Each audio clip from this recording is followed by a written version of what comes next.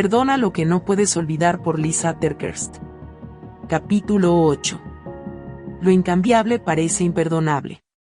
Tengo una fotografía en blanco y negro de cuando era pequeña, recostada en un árbol.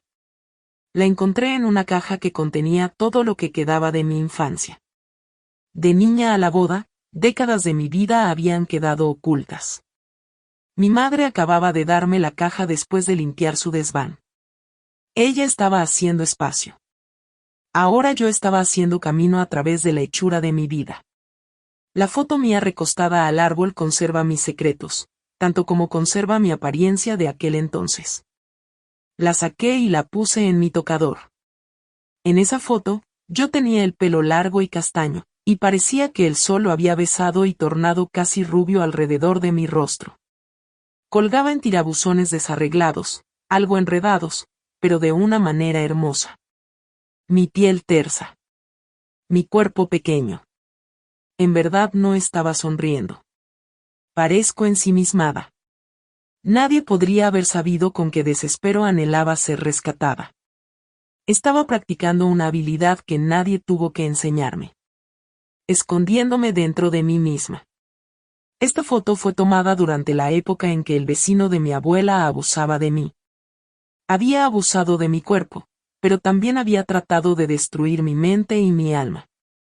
Había tomado versículos y justificado cosas tan oscuras que ninguna niña debería tener que soportarlas. Me había convencido de que era una niña muy horrible. Y yo le había creído, por lo que me despreciaba a mí misma. Lo que me robó entonces no fue solo la inocencia de bellas fantasías e ingenuidad infantil. Me había arrastrado a un pozo de miedo. En la actualidad todavía tengo que luchar para mantenerme alejada de allí. Miedo de que no soy digna de ser amada. Miedo de que otras personas me usen y luego me echen a un lado. Miedo de que en mi vida siempre ocurrirá el peor de los casos. Sabía que esto no les estaba sucediendo a mis otros amigos. Entonces, ¿por qué me estaba sucediendo a mí? La libertad de ser una niña juguetona me fue robada. Aprendí a pensar como un adulto para intentar salvarme. Para cuando el abuso cesó, habían cambiado a la chica alegre que una vez fui por una chica cautelosa. Y aunque he experimentado mucha consejería y sanidad, todavía me doy cuenta de que sigo esperando lo peor, y que me preparo constantemente para el impacto. Otras personas suponen que nunca les sucederán cosas malas, mientras a mí me sucede lo contrario. Esa es una conexión que establecí en la mesa gris. Pero he descubierto que, a veces, si lo sucedido parece incambiable, esto puede hacer que el costo de cambiar mi perspectiva me parezca excesivo. Es difícil tener perspectivas esperanzadoras en cuanto a resultados permanentes que no deseabas para nada. Perdonar quizás parezca imposible cuando la otra persona no afectó solamente una etapa de nuestra vida, sino que nos ha afectado profundamente todos los días desde entonces. A veces, las secuelas prolongadas son las más difíciles de perdonar. Tal vez luchaste con algo similar respecto a las heridas más profundas de tu pasado. En mi caso, como mencioné, entre las secuelas de mi abuso infantil está que mi cerebro va de manera instantánea a extremos cada vez que sucede algo. Esto se encuentra tan profundamente entretejido en mi pensamiento que ahora es más instinto que una elección consciente.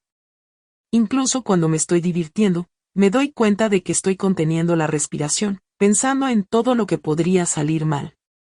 Me he imaginado yendo a juicio, y luego a la cárcel, por 1000 accidentes diferentes que realmente intenté evitar. He planificado funerales para todos los seres queridos que alguna vez llegaron tarde a casa o que no contestaron su teléfono cuando los llamé reiteradamente. Me he preocupado por cosas que todos a mi alrededor estaban seguros de que no sucederían, y con tanta angustia que literalmente me sentí demasiado enferma para comer. Hace solo unas semanas, en unas vacaciones en la playa, mi familia decidió entrar marcha atrás a una cafetería con autoservicio. Dios, honestamente, ¿cómo se le ocurre a mi gente cosas como esta? Todos se divertían de lo lindo mientras yo trabajaba como un psiquiatra a toda marcha dentro de mi mente, recordándome que nadie iba a morir, ni ser arrestado, ni ser causante de que en las noticias vespertinas aparezca una imagen con palabras que se desplazan por la parte inferior de la pantalla que diga, Familia idiotizada causa daños irreparables en la cafetería del vecindario. Ridículo, pero cierto. Antes de continuar con el audiolibro, ¿nos darías un me gusta? Valoramos mucho los comentarios y el apoyo. Ahora sigamos con el audiolibro. A veces me pregunto cómo habría sido mi vida si pudiera divertirme sin tener que contener la respiración con cautela. Sin suponer que todo lo peor de los casos serían mis casos. En defensa propia, puedo afirmar que soy la chica que, la primera vez que jugué al golf, expresé mi preocupación por la posibilidad de que la pelota de otro golfista me golpeara, y luego eso mismo me sucedió. Aunque las estadísticas muestran que las posibilidades de que esto ocurra son menos del 1%, de hecho, me acertaron un pelotazo de golf en el lado posterior de la pantorrilla, y eso que solo estuve en un campo de golf durante menos de una hora en toda mi vida. Te aseguro que parecía que la pelota tuviera un foco láser en mi pierna, y que se abriera paso a través del bosque y entre los árboles, y me asestara el golpe mientras yo buscaba la pelota que había golpeado momentos antes. También soy la chica cuyo parachoques metálico de su viejo auto fue alcanzado por un rayo en una ocasión. Y un conductor ebrio embistió la casa de mi infancia el día antes de una de mis fiestas de cumpleaños, y como resultado hubo que cancelarla. Entonces, puedes ver que mi vida parece desafiar las probabilidades estadísticas. O, al menos, vivo en un mundo donde suceden cosas difíciles. A todos nos suceden cosas difíciles e injustas. Tal vez, de algún modo, todos nos preparamos constantemente para el impacto, simplemente que lo expresamos de maneras diferentes. Lo que ese hombre me hizo parece enormemente injusto. Pero lo mismo sucede con tantas otras tragedias que formaron algo pesado dentro de mí. Me pregunto cómo habría sido mi vida si no hubiera perdido a mi hermanita. Si mi papá me hubiera vuelto a llamar. Si no hubiera perdido a mi amiga en aquel horrible accidente automovilístico, que no fue culpa suya. Y a otra amiga que murió de cáncer, que el médico debería haber detectado antes. Y la otra que se suicidó porque las tinieblas la seguían implacablemente. ¿Y si otro amigo en el que confiaba no hubiera robado todo ese dinero? ¿O si la adicción y la aventura amorosa nunca hubieran sucedido? Todo esto aún me hace llorar algunas veces. Es tan fastidiosamente injusto. Peor aún, todo es tan fastidiosamente incambiable. Y lo incambiable puede parecer absolutamente imperdonable. Todo eso me aflige. Afligirse es soñar en reversa. Cuando crees que vendrán días mejores, tú dices cosas como, sueño con algún día ser esposa y madre, o actriz, o chef, o científica. O, sueño con algún día abrir mi propia cafetería, escribir un libro o regresar a la escuela. Sin embargo, cuando estás afligido por algo o alguien que te fue quitado, desearías poder retroceder en el tiempo. Sueñas en reversa. En lugar de poner las esperanzas en lo que algún día será, anhelas un momento más inocente, en el que viviste más inconsciente de la tragedia. Pero el afligido sabe que no puede retroceder en el tiempo. Entonces la sanidad parece imposible, ya que las circunstancias parecen incambiables. Si deseas descargar este libro, déjanos tu correo en los comentarios y te lo enviaremos. Comprueba si te identificas con alguna de estas situaciones incambiables. Cuando alguien se lleva algo que nunca recuperaré. Cuando tengo que enfrentar no solo el final de esta relación, sino también el final de todos los sueños y planes futuros vinculados a esta persona. Cuando el dolor para mí es inmenso, pero el que me hirió se comporta como si no fuera gran cosa. Cuando el dolor parece interminable. Cuando el resultado parece tan definitivo, que no puedo orientarme para continuar. Cuando no solo me hieren a mí sino a toda mi familia. Cuando los recordatorios del dolor nunca terminan, pues tengo que convivir con la persona que me lastimó. Cuando destruyeron mi carácter.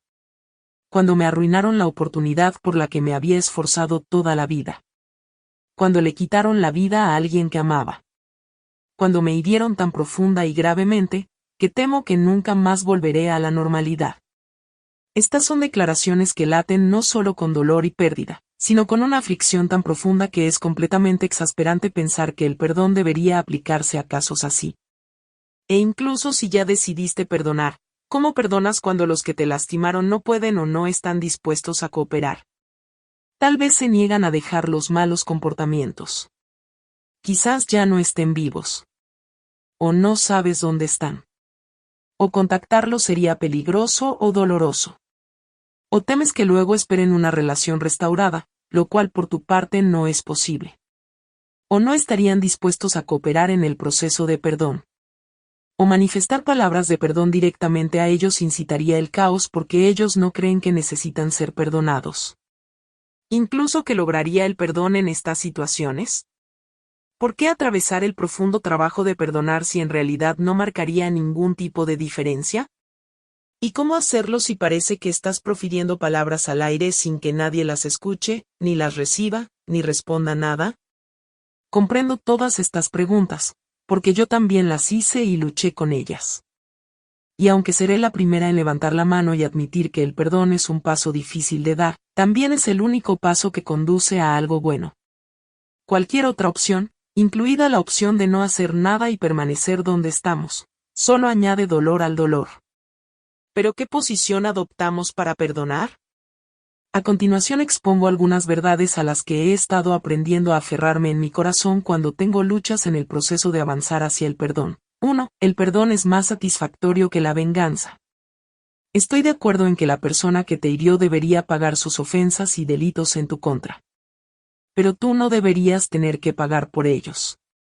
La venganza es pagar 2 veces por un daño que alguien te hizo. Pagas un precio cuando te hieren. Pagas el doble cuando llevas esa herida dentro de tu corazón y te hace decir y hacer cosas que de otro modo no dirías ni harías.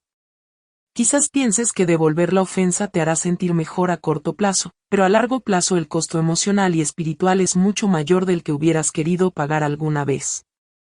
Tú no necesitas cambiar tu paz, tu madurez, tu progreso espiritual, tu integridad y toda la belleza que agregas al mundo solo por añadir un poco de sufrimiento a la vida de quien te agravió o por tratar de darle una lección.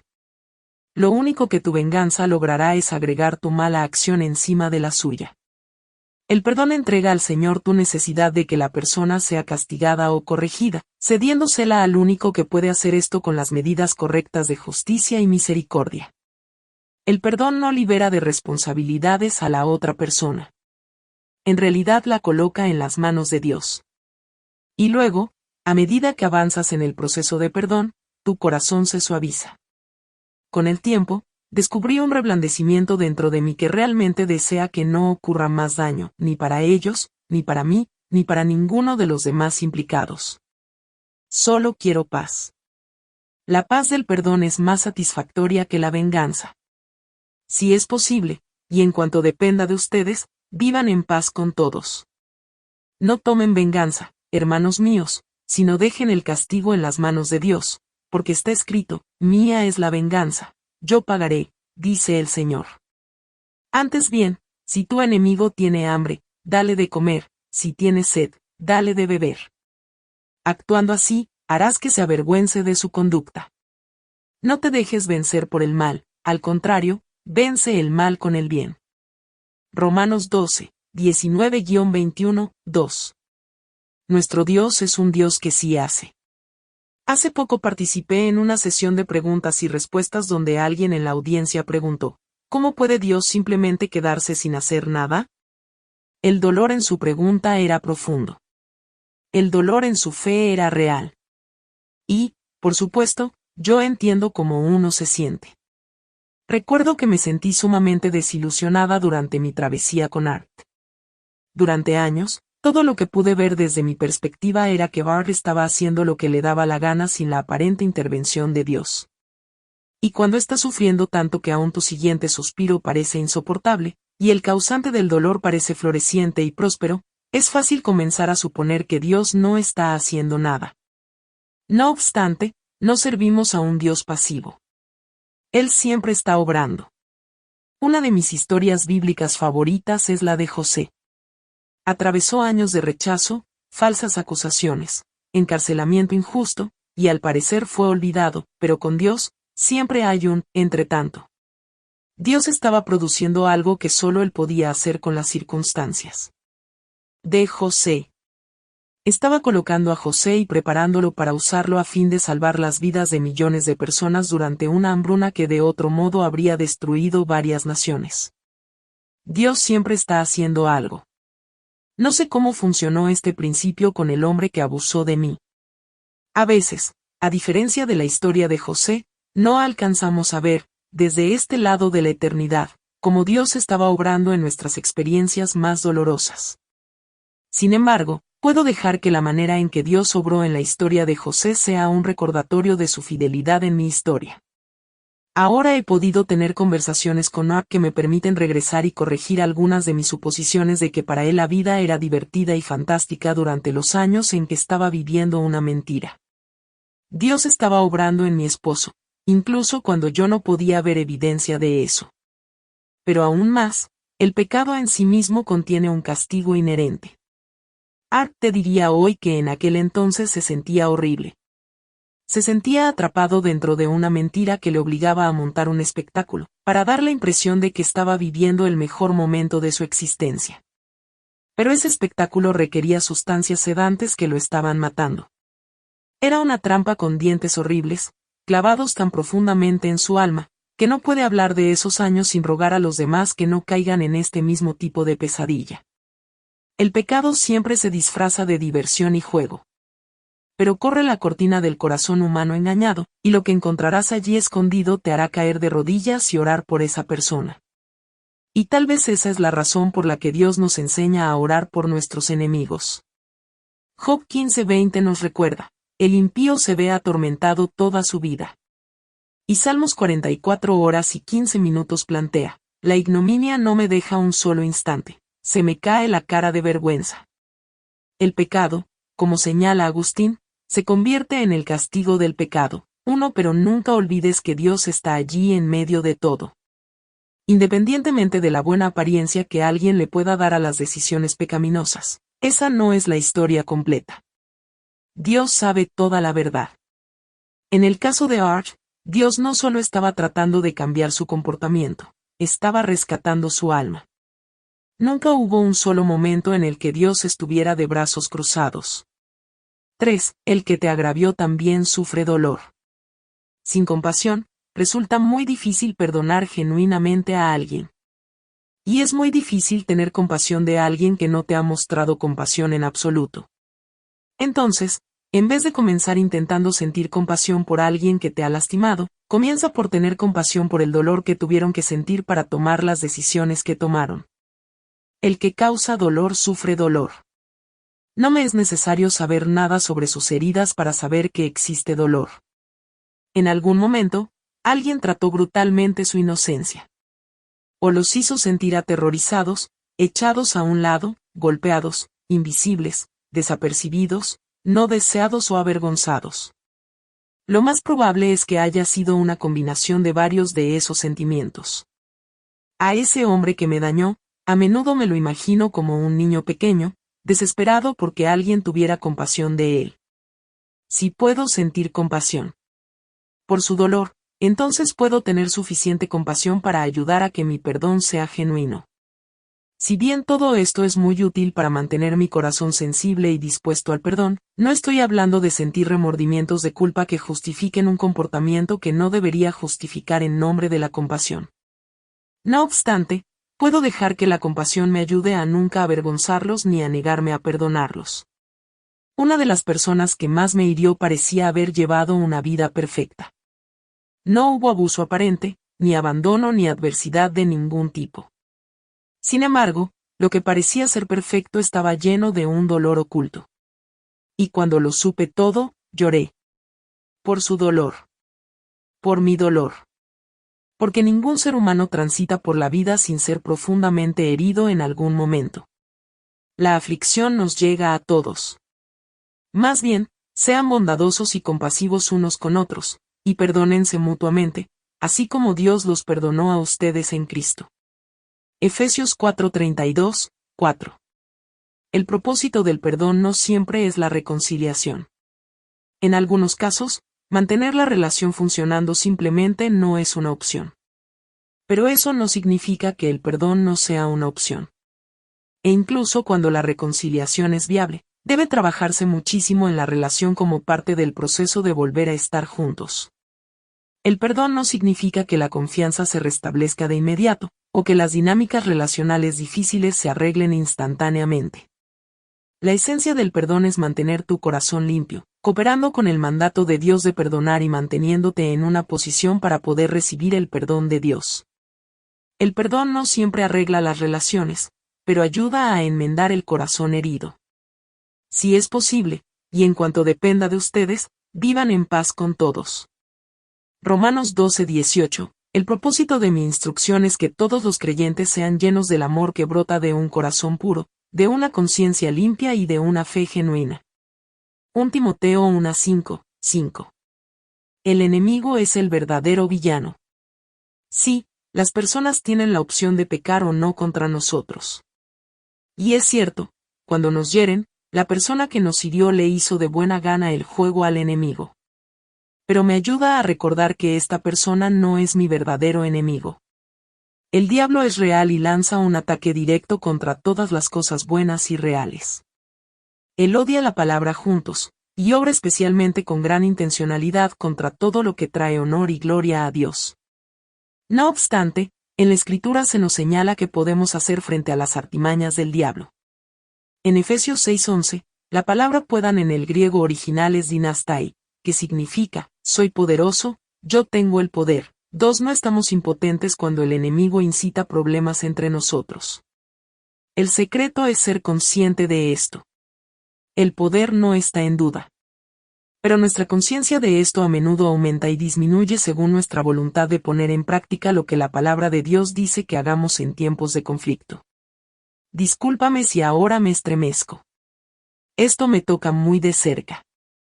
A menudo sucede que cuando no quiero vivir la palabra de Dios con otra persona, hacer lo que Dios dice se convierte en una derrota enorme del enemigo. No hay nada más poderoso que una persona que vive lo que la palabra de Dios enseña. Efesios 6:11-12 nos anima así: pónganse toda la armadura de Dios para que puedan hacer frente a las artimañas del diablo. Porque nuestra lucha no es contra seres humanos, sino contra poderes, contra autoridades, contra potestades que dominan este mundo de tinieblas, contra fuerzas espirituales malignas en las regiones celestiales. Querido amigo, las penas que llevas son enormes. Lo sé. Las mías también lo son.